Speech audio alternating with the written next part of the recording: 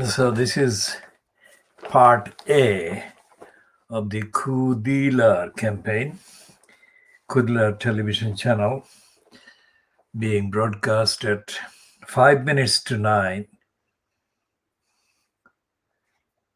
in the morning of Wednesday, the 7th of July, 2021, or 8:55 hours in the GMT.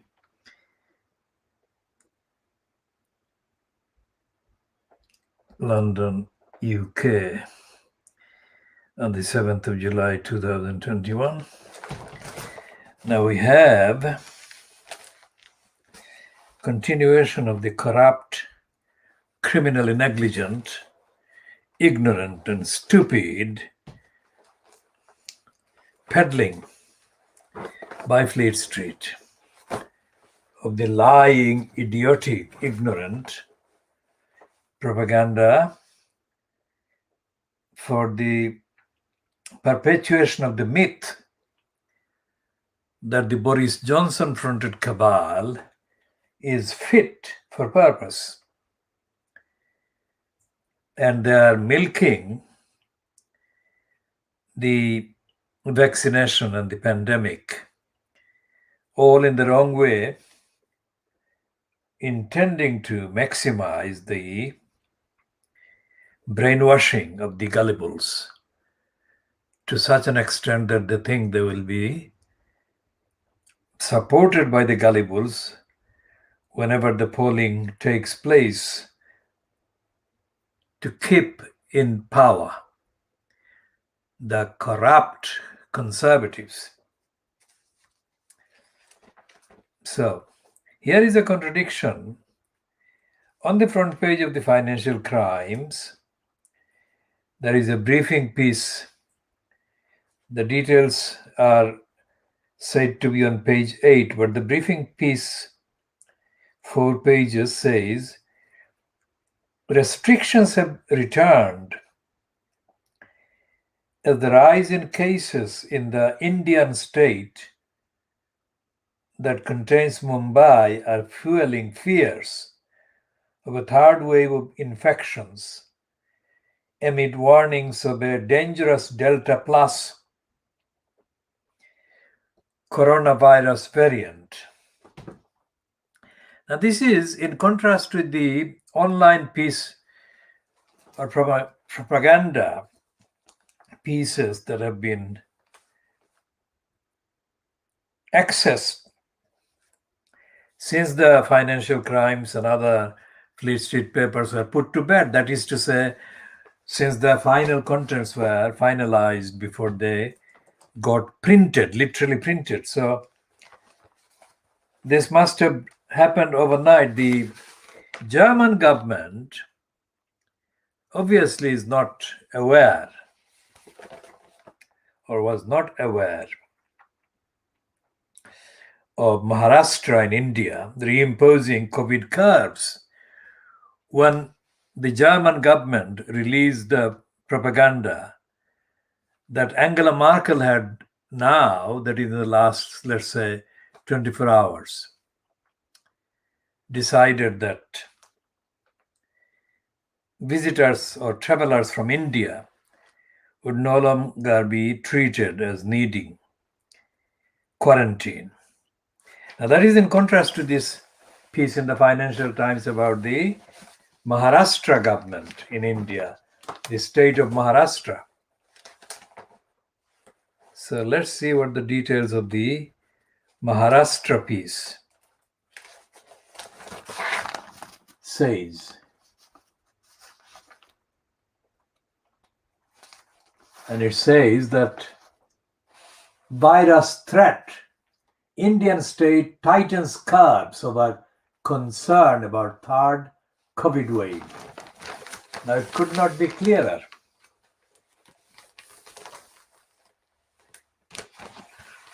It could not be clearer. That is the, on the side there, the heading. It's there, the Maharashtra item.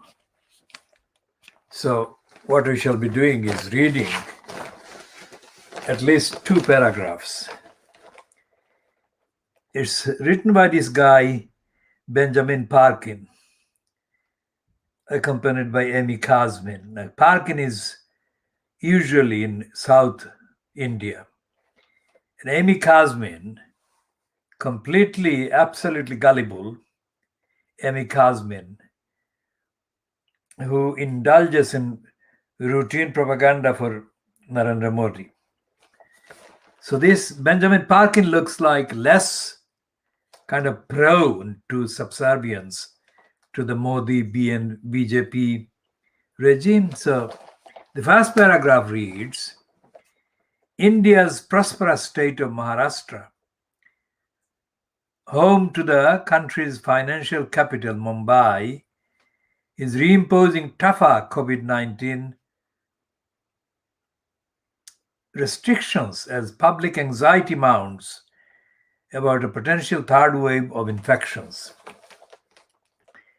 The rate of positive tests in parts of Maharashtra, where the catastrophic second wave took off, is climbing weeks after New Delhi warned that a new and potentially even more dangerous Delta Plus variant was circulating there, that is in New Delhi, and in at least two other states. The rural district of Satara went into full lockdown this week, while restrictions on eating out and other activities have been tightened across the state. Pune, an important business hub, has also reimposed night curfews.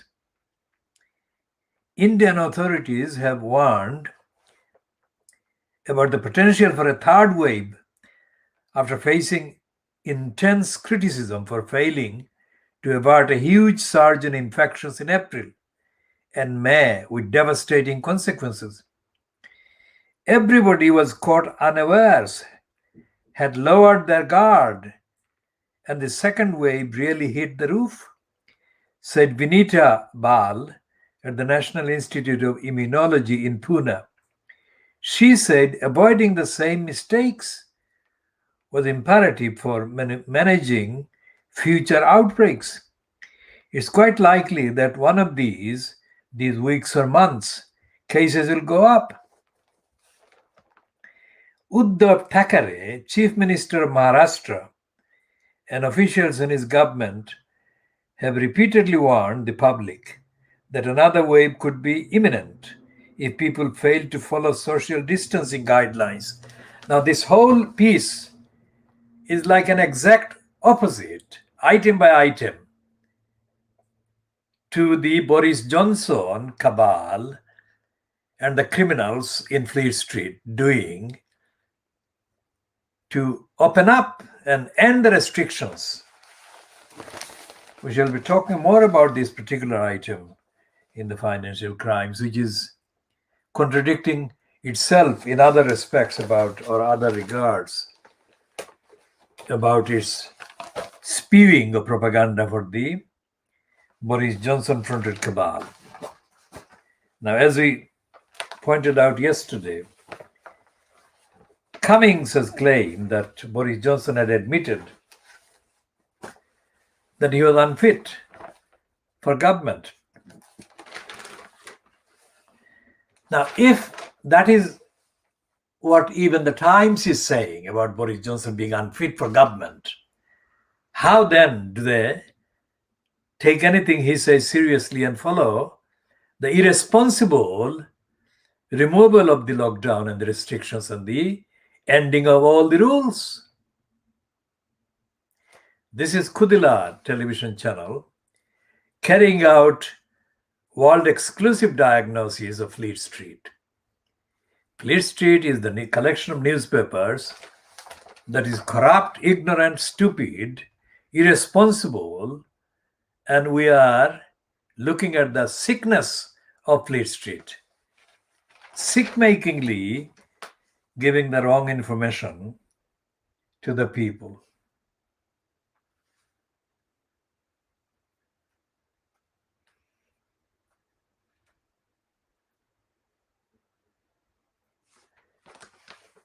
And there is a picture on page 2. It should be the picture on page 1, but because the Daily Star is racist, it's not running the picture of these two men with their hands high and saying that clear at last. And these are the two black men, Courtney Harriot, Paul Green, and Courtney Harriot, Paul Green, and Cleveland Davidson, aged between 17 and 20. This picture has got 2 of them, but the actual copy has got 3 of them. So 3 men jailed for allegedly attempting to rob a corrupt police nearly 50 years ago have had their convictions overturned. And then their names: Courtney Harriot, Paul Green, and Cleveland Davidson, aged between 17 and 20 at the time, were arrested on the London Underground while travelling from Stockwell Station, South London, in February 1972. The 3 black men, now in their late 60s, and 3 friends became known as the Stockwell Six. They were put on trial at the Old Bailey, largely on the word of British Transport Corps Detective Sergeant Derek Ridgewell, who has since died. They were accused of trying to rob him. They pleaded not guilty, but all bar one was convicted and sent to jail or Borstal, despite telling jurors that police had lied and subjected them to violence and threats. Yesterday, the Court of Appeal cleared Mr. Green above left, Mr. Davidson above right, and Mr. Harriot. Mr. Davidson said it's vindication, it was a total stitch-up. So that's the picture of these 2 men, 2 of the 3 that are featured.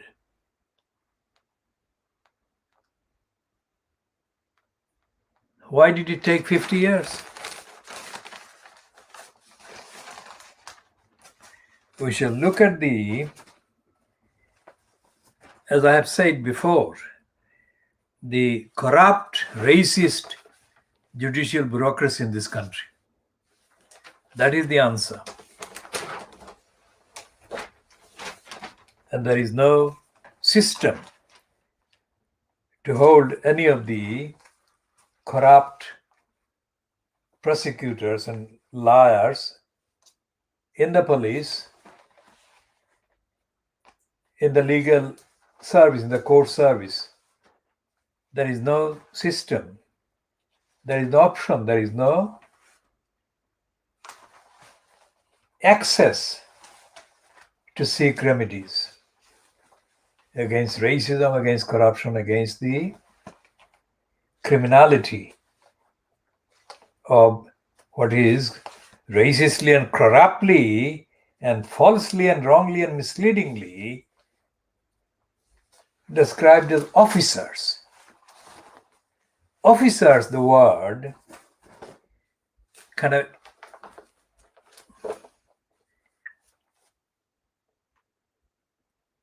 elevates these wrongdoers to a level of moral superiority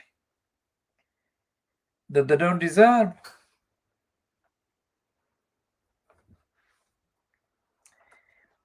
And the newspaper stupidly claims to be running an exclusive, saying that masks were ditched for the economy. Well, the whole thing is political, and that is to do with the economy and the way that the economy appears. And the rest of the newspaper doing the peddling for the ending of the restrictions is peddling the lies of the government for economy, for political purposes, and not for health, not for safety of the people. And this is in context of the claims published by Dominic Cummings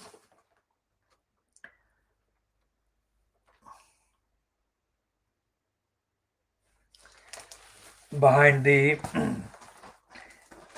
series of disclosures about Boris Johnson being unfit for purpose and Boris Johnson being corrupt and cruel. Because Cummings has said that about the time that the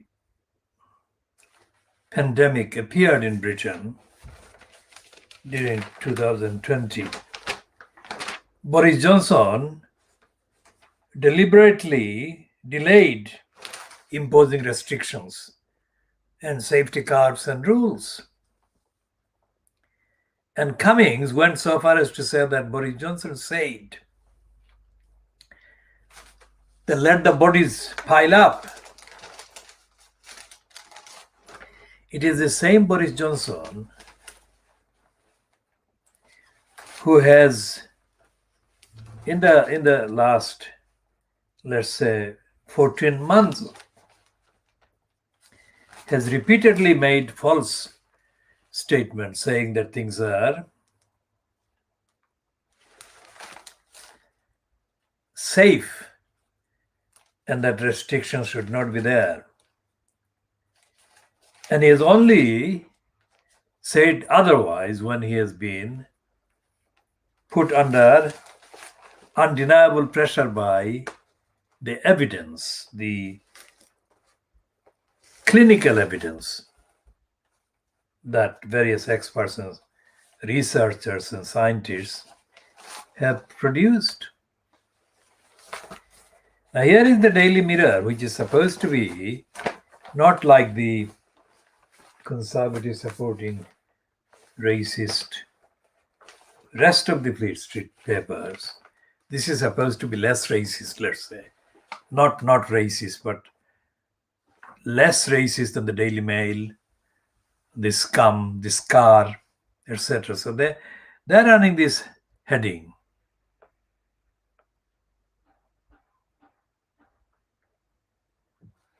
Justice at last.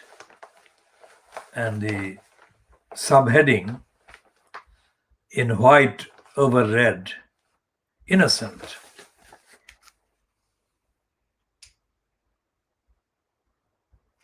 Now they don't say that the judiciary is wrong or that the English court system is wrong or corrupt or racist.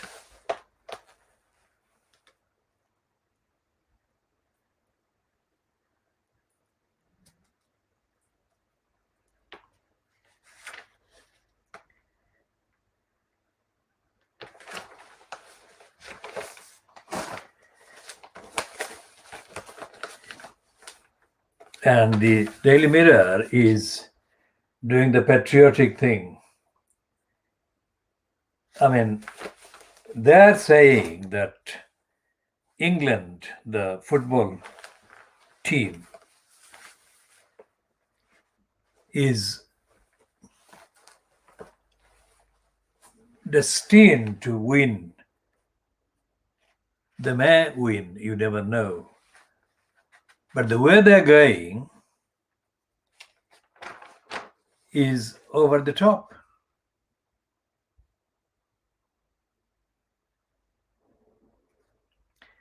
And the herd immunity that Johnson denied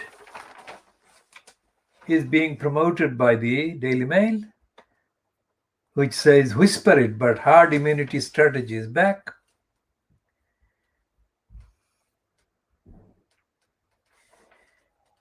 And it's absolute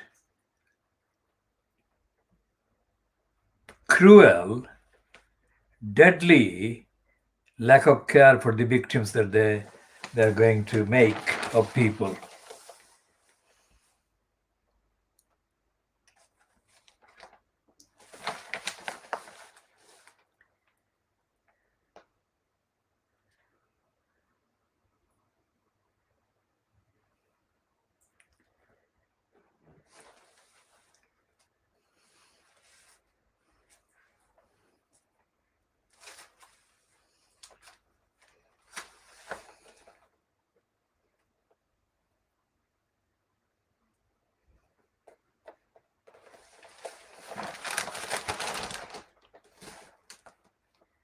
So they're actually promoting, Daily Mail is openly, brazenly promoting the intentional killing of thousands of people.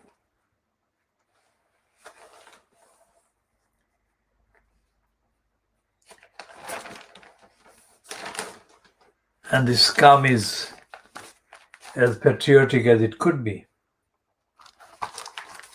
Bring home the bacon lads. And it's all hysteria.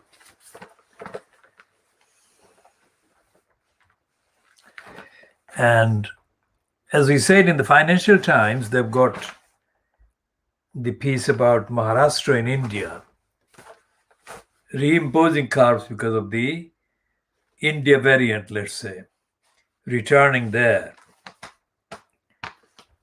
And the Times is going over the top in boasting, bragging. As the main heading on page 1, front page, travel rules ditched in weeks for vaccinated.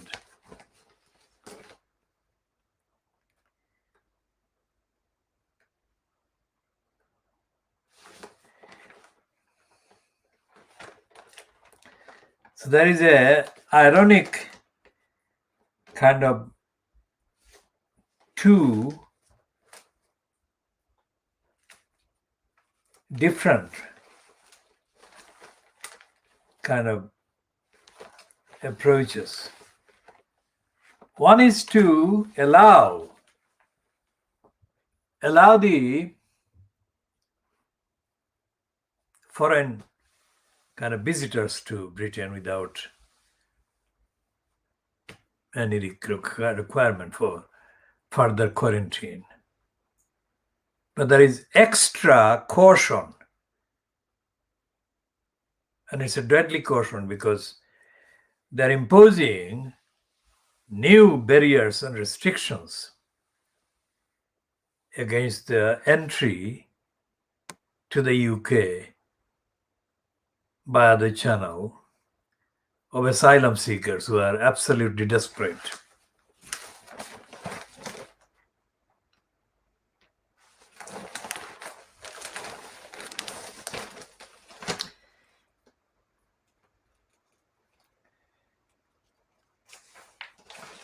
And the Times is full of bragging about ending the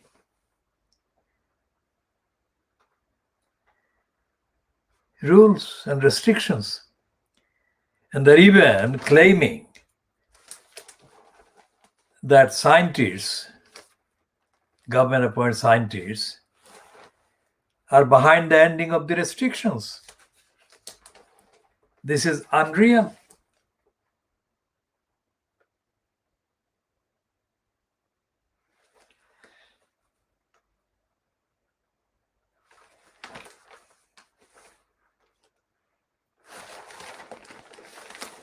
And the Times has got on page 13 the story about the three men, the black men that were wrongly framed by corrupt police officer 50 years ago.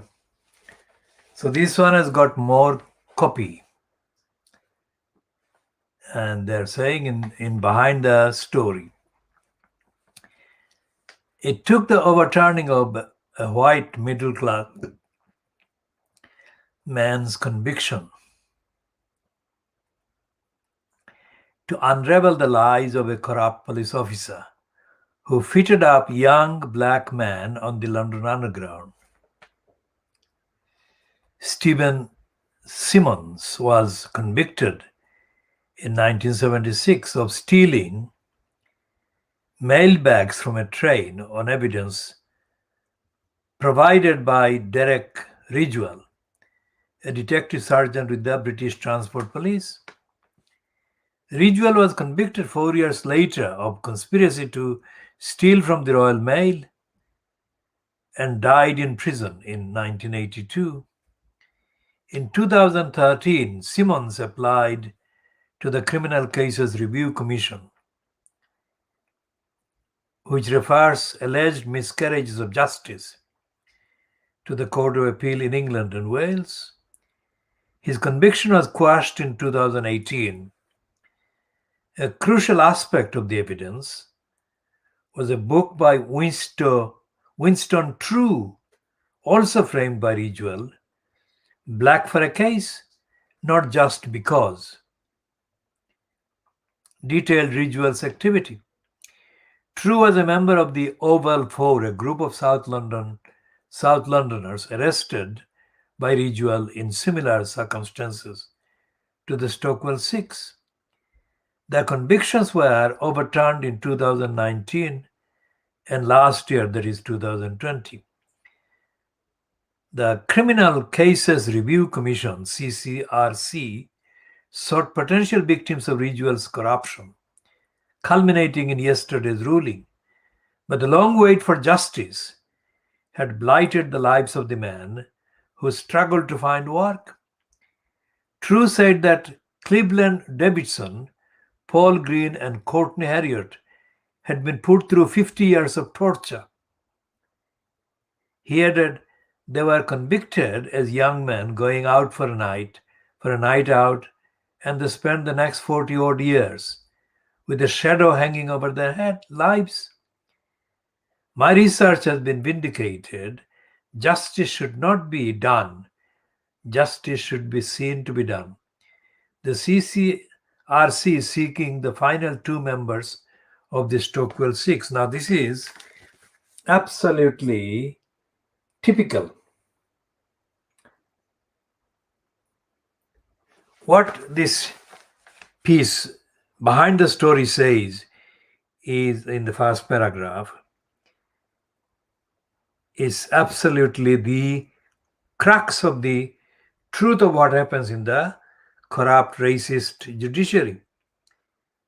It says, and I read again, it took overturning of a white middle-class man's conviction to unravel the lies of a corrupt police officer who fitted up young black men on the London Underground. Exactly.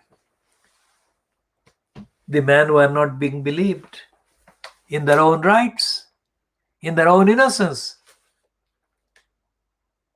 Think about that.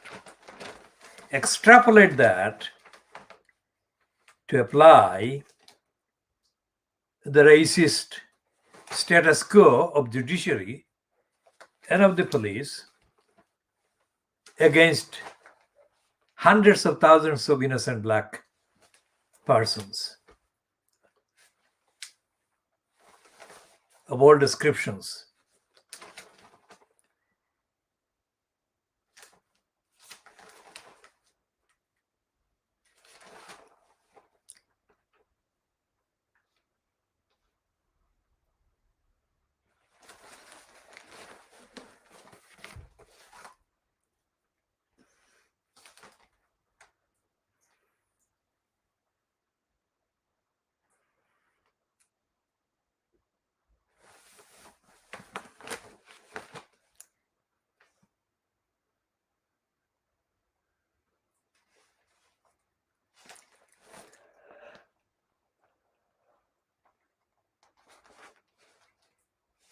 Now, there is a cartoon in the Times today that,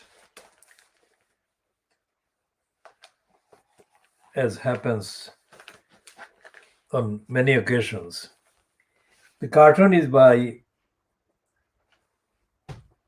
Peter Brooks. And Brooks actually is the only contributor published in the Times today that puts his finger at the stupidity of Boris Johnson and Sajid Javid, who is playing Johnson's stooge.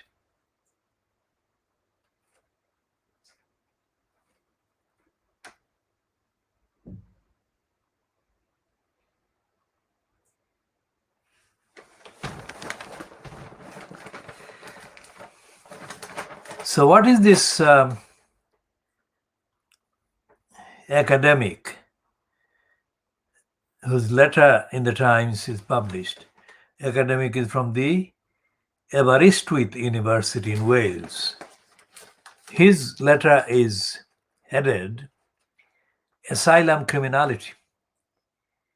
And he's addressing the Times as saying, you, that is the Times, London Times, report that the Home Secretary plans to criminalize the arrival of asylum seekers to the UK who do not have permission to come. Patel vows tough jail terms to deter asylum shopping.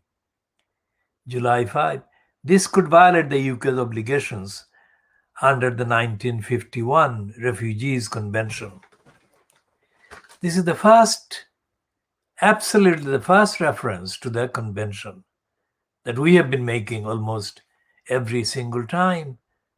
Not necessarily describing the Refugee Convention 1951, but saying that the UK government has been breaking convention obligation, treaty obligation every day, and nobody is referring to those in the Fleet Street papers or in the British media. So this letter actually says this could violate the UK's obligation under the 1951 Refugee Convention, which obliges parties not to impose penalties on refugees for illegal entry or presence if they have come directly from the territory where the life or freedom was threatened. Everything depends on whether a sojourn in France on the way to the UK means that asylum seekers have not arrived directly. The UK is, of course, shielded from the main burden of sheltering asylum seekers because it's an island. It does little to share the burden borne by Turkey, Greece, Italy, and other countries at the sharp end. However, the statement from Amnesty International's Refugee Migrant Rights Director that the UK should be establishing safe routes for those few people escaping persecution who wish to seek asylum here is disingenuous.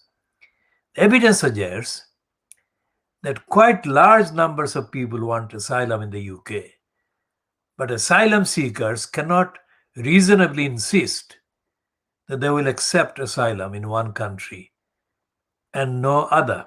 The reality is more nuanced. The UK should be doing more, but it has no duty to accommodate asylum seekers just because they happen to prefer the UK. Now, this is obviously a parasite that is feeding off his kind of servility, ingratiation to Priti Patel and the Home Office and the government. This idiot is completely contradicting the spirit of the Refugee Convention and the context of the obligations that are owed to asylum seekers. And it doesn't mention the fact that when it was drafted in 1951, this particular aspect of kind of starting the journey from the region or territory that they are trying to escape, this cannot be physically applicable. And the convention itself needs to be updated, extensively updated. And the international obligations by the likes of the UK and others have to be updated and duly examined and scrutinized and subjected to detailed examination in light of the whole package of obligations that the UK is under. Now, there is nothing in the papers, either in the Times or in the rest of Fleet Street today, about any of these issues coming from the politically murdered Labour Party, fronted by the political murderer, Keir Starmer. And there is nothing from any international bodies, including the United Nations, in the coverage of the contents of the Times about any of these. And the humanity and the human rights of the asylum seekers are being treated as secondary.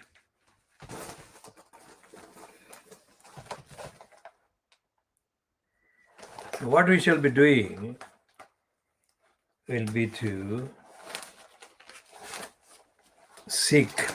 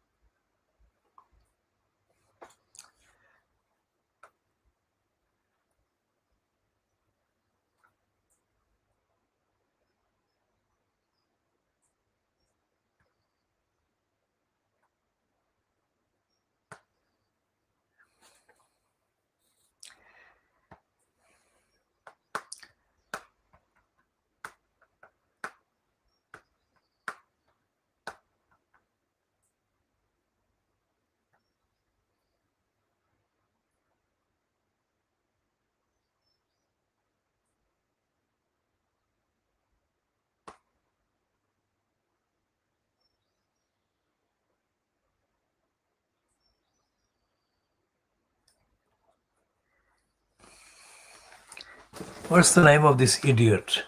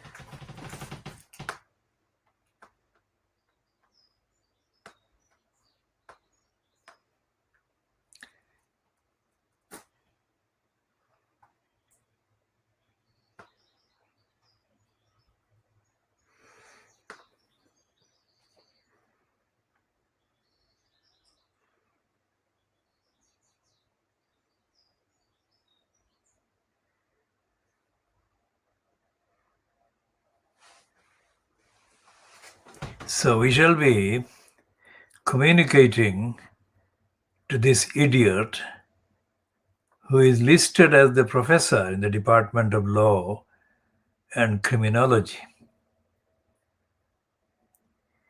He has got an LLB from Dundee and a PhD from Glasgow. And he's been a professor for 22 years.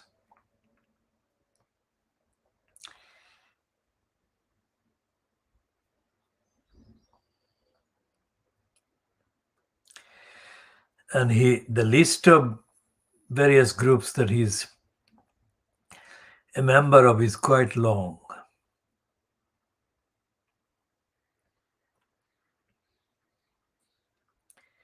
And it is frighteningly, absolutely offensive. Because none of the listed things actually suggest that he would be a racist and a moron, which is what he is. So we shall be talking about this idiot.